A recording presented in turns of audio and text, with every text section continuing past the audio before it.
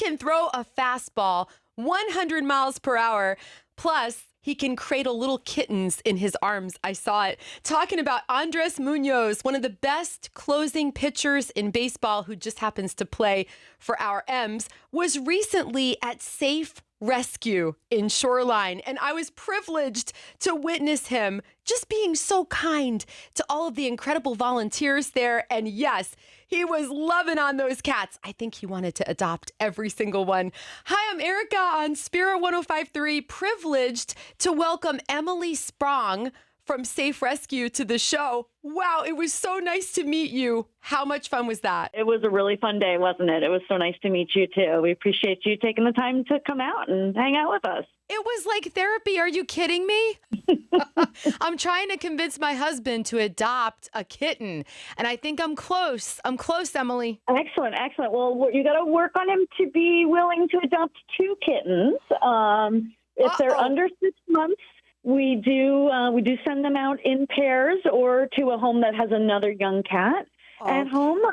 That's just one of our policies to really help make sure that adoption goes well. They do so much better if they've got a like-aged cat at home with them to, teach them how to behave and how to cat. And it just goes smoother for everybody involved when you've got 2 together. Plus double the fun. Am I right? Exactly. And it's double the fun and also a little less work because a single kitten all alone is a lot of work. And when they can entertain each other, it makes it a little bit easier. Oh, okay. That's really helpful. Good info. Well, it was so entertaining to see Andres Munoz holding all of those kittens. What did it mean to you having him there at your rescue? Oh, I mean, it's just tremendous to bring awareness to the work that we're doing here and just also the great need for cats and animals throughout Washington and all over the world. Andres talking about his experiences home in Mexico with animals that really need more help and more support. And I loved when he was talking about the positive impact that our pets have on our mental health and that unconditional love. We know that makes such a difference to have those pets at home to just love us no matter what, whether we've had a good day or a bad day. They're there for us, and we need to be there for them too. Absolutely.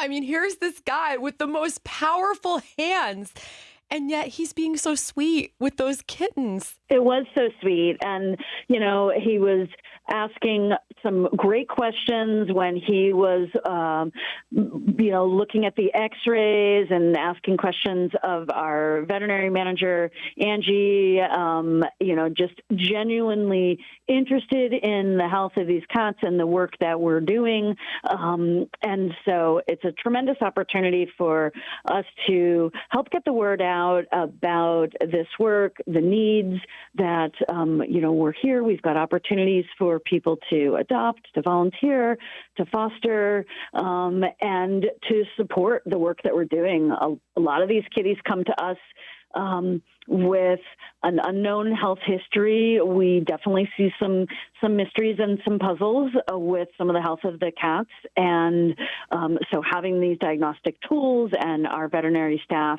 on site has a really positive impact on the work that we can do and the condition that these cats are in, making sure that they are healthy and stable to the best of our ability before they go out into a home.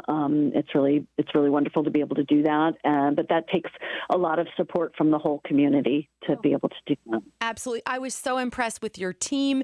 And I don't even want to say your facility, your home. It felt like a home for these cats. And I know you have many volunteers, including people who foster these cats. You were telling me that it's every 4 hours they need bottle fed, some of them, right? For the orphaned bottle babies, yep, the really teeny tiny cats under 4 weeks old.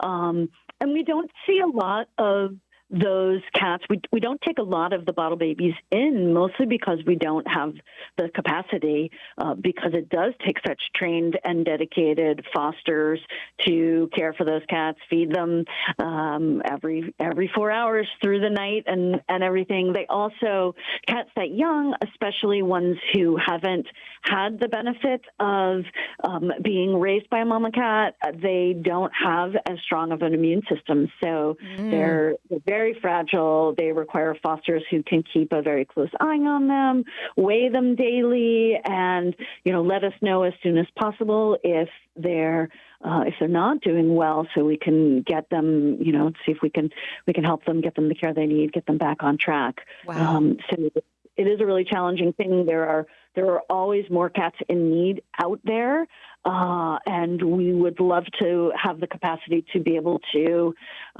do more and help more animals. Wow. I hope you get that. I feel like volunteering is mutually beneficial. Would you agree? Oh, 100%. Absolutely. We had last year over 15,000 hours were donated through volunteers, and that's just our on-site volunteers. That doesn't include the countless hours contributed by our fosters who are caring for cats in their homes. Wow.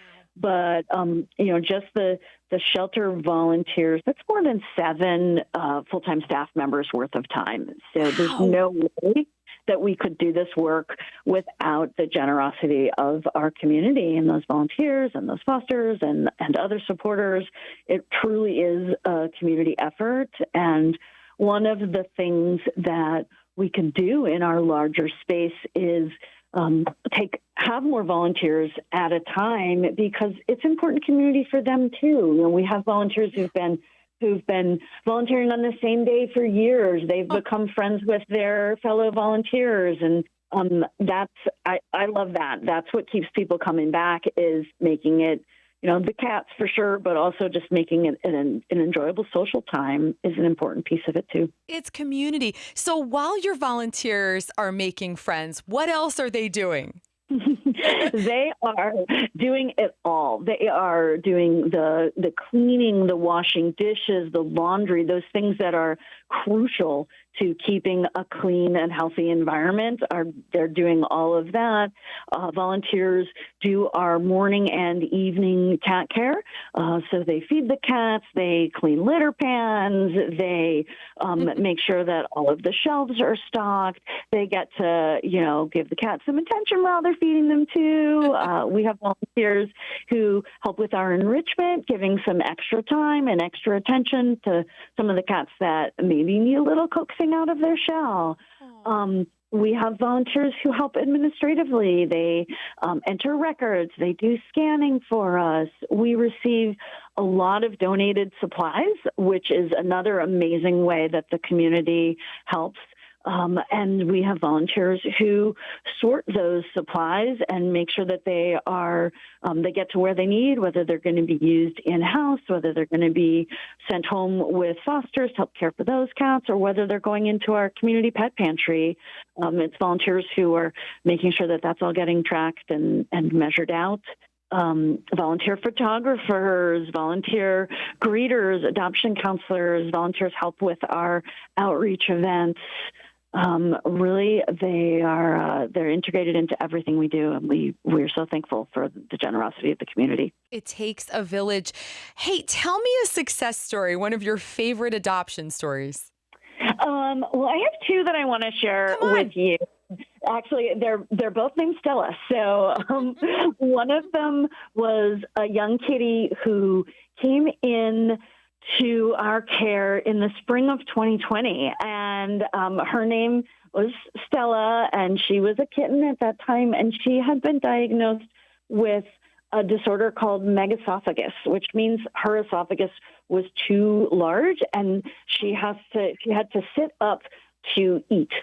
To be able to swallow her food. And, beautiful young kitty. She was actually being fostered by one of our staff members, and she had some other health challenges, and she was just one of those cats that we felt like, well, this could be a tricky adoption, right? Those special needs cats, especially the ones who are going to have ongoing issues.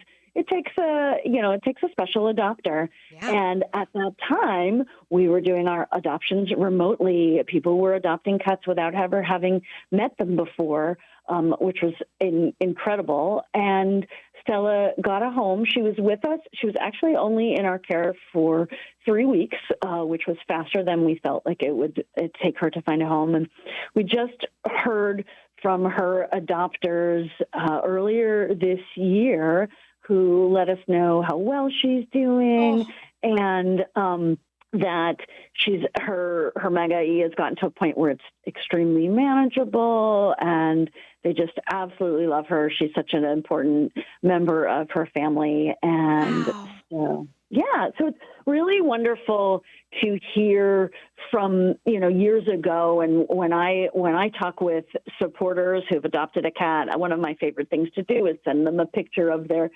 cat who they adopted maybe 5-6 years ago, send them a picture from our database when they were a kitten. And, being able to share that information is just such a lovely way that we can connect with people. And we absolutely love hearing those happy adoption updates.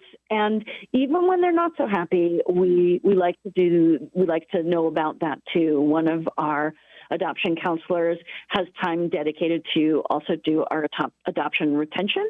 And she reaches out to every adopter after they have brought their kitty home to check in on how things are going.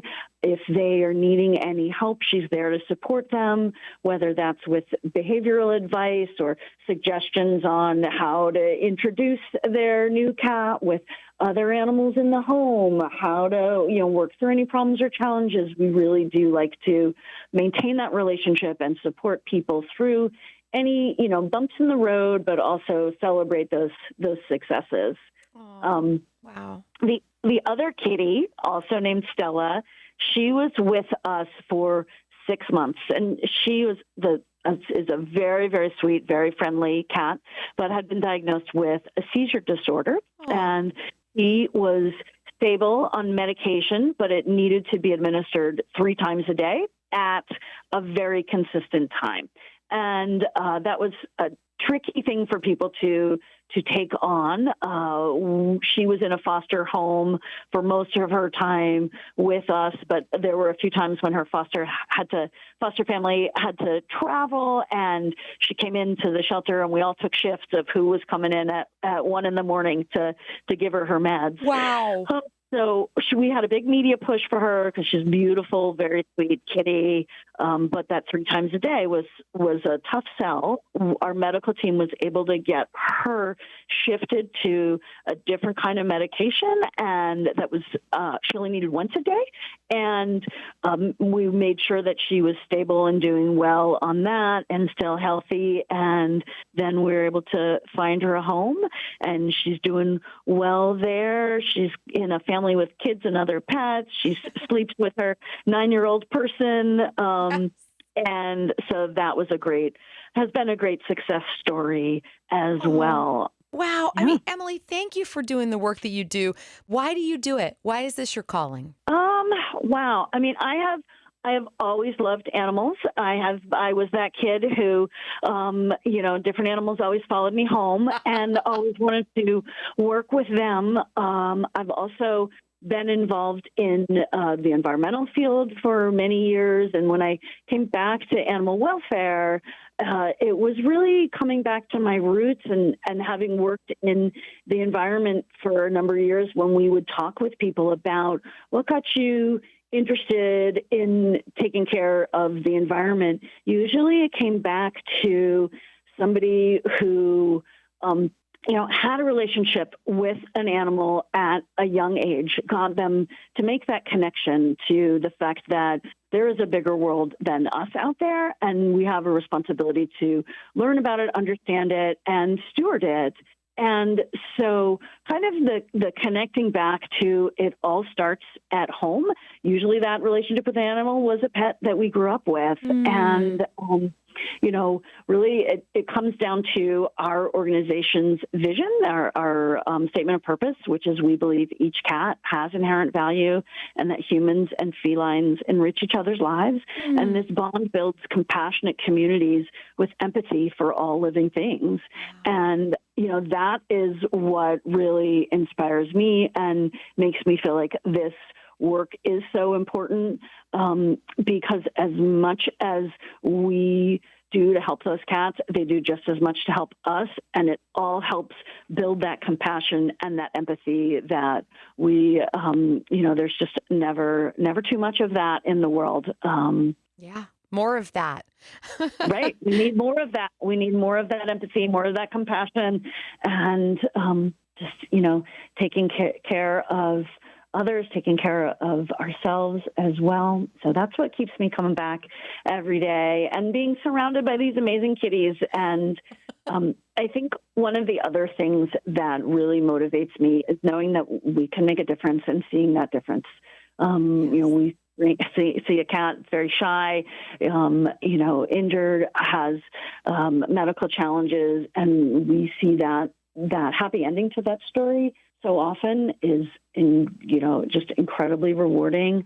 And one of the things that we like to focus on here, because we see there's a lot that's hard in animal welfare, but there are also so many helpers. We talk about taking a page from Mr. Rogers and, looking to the helpers, because there are so many people who are involved in helping these animals in our community. And we are just one chapter in that rescue story, and generally for these cats, they've come through with multiple Good Samaritans and individuals who help transport them here, the volunteers who help on site, the fosters who help in the home. There are just so many kind and generous and compassionate people helping to make the world a better place for cats and people who love them. Beautiful. Emily Sprong, one of the helpers, director of the Seattle Area Feline Rescue. Thank you for hanging out with us, and I really hope to see you soon. Okay, thank you so much.